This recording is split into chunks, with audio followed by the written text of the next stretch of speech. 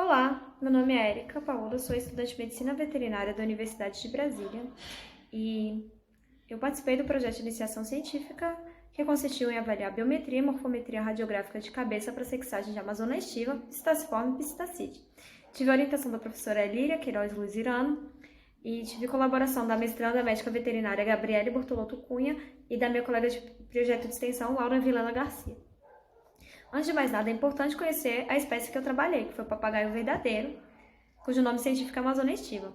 Ele faz parte do grupo dos psitacídeos, ou seja, da família Psittacidae, que engloba animais como arara, papagaio, maracanã, periquito, que eles têm características em comum, como o bico, que é a rinoteca, em formato curvo, de gancho, duro, adaptado para aprender a alimentação deles, né? Por exemplo, é adaptado a quebrar sementes. Eles habitam regiões tropicais do hemisfério sul, mas podem ser encontrados em outros continentes, com exceção da Europa e da Antártida. São animais inteligentes, sociáveis, eles interagem muito com os seres humanos, por isso eles são criados como animais de estimação, né? São considerados pets não convencionais, possuem baixa taxa de reprodução e sobrevivência de filhotes na natureza, são animais monogâmicos, ou seja, tem um parceiro sexual a vida inteira, são aves monomórficas, ou seja, não tem dimorfismo sexual evidente, aparente, né? Por exemplo, nessa imagem que eu coloquei, tem um casal de papagaio verdadeiro e que é muito difícil saber quem é macho e quem é fêmea, eles são muito parecidos. O objetivo do meu trabalho consistiu em investigar o uso de medidas biométricas e radiográficas de cabeça como método de sexagem Amazona estiva.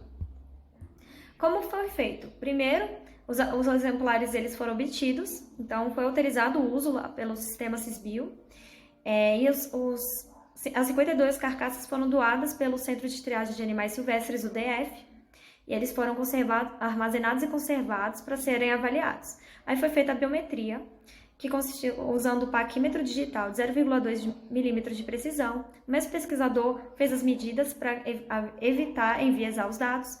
Foram feitas 3 repetições para aumentar a acurácia e foi feita a média aritmética de cada medida.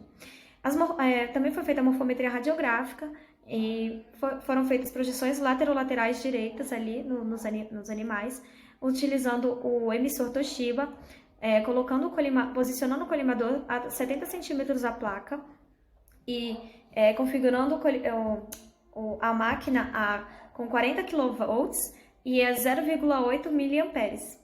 As imagens radiográficas passaram para o programa Radiocom para fazer as medidas. Os dados foram tabulados no Microsoft Excel para fazer estatística descritiva e foram feitos outros testes estatísticos para comparar as médias.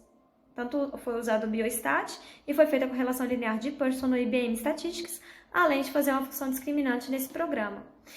Foi feita a necropsia dos espécimes depois para saber, para confirmar o sexo, né? E foram avaliados 28 fêmeas e 24 machos.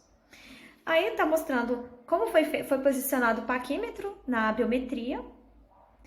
Aqui nessa imagem seguinte está mostrando os parâmetros avaliados na morfometria radiográfica no programa Radiacom. Então, está mostrando quais foram as distâncias avaliadas.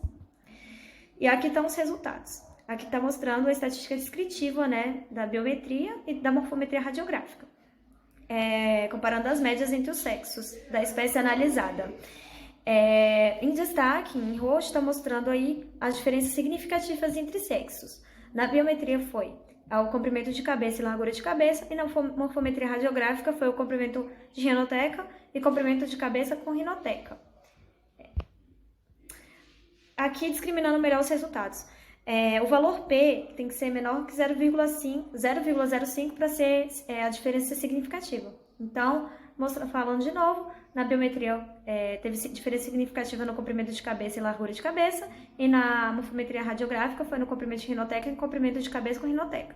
Os machos apresentaram médias maiores, também foi mostrada feita a correlação linear de Pearson, avaliando alguns parâmetros, e alguns parâmetros tiveram correlação positiva, ou seja, quanto maior for um parâmetro, o outro vai ser maior, tanto na biometria quanto na radiografia, e aí está mostrando, né, esses valores.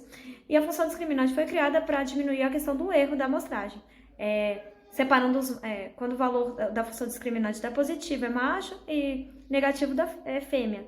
E esse nível dessa função, de precisão dessa função, de acerto é de 71,7%. Em destaque está a função discriminante. Concluindo, existe diferença sim significativa entre machos e fêmeas, cujos parâmetros mais relevantes da biometria foram o comprimento de cabeça e largura de cabeça, e na morfometria radiográfica de cabeça foram o comprimento de rinoteca e o comprimento de cabeça com rinoteca, ou seja, podendo ser utilizados para sexagem. Até porque tiveram precisão de 71,7%. São métodos aplicáveis, econômicos, viáveis e rápidos, podendo ser utilizados na rotina e a campo. Aqui estão as referências utilizadas nessa apresentação. E eu deixo aqui meu muito obrigada pela atenção, a quem está me assistindo, a minha orientadora por ter me orientado, aos meus colaboradores, ao UNB e ao CNPq pela oportunidade. Obrigada!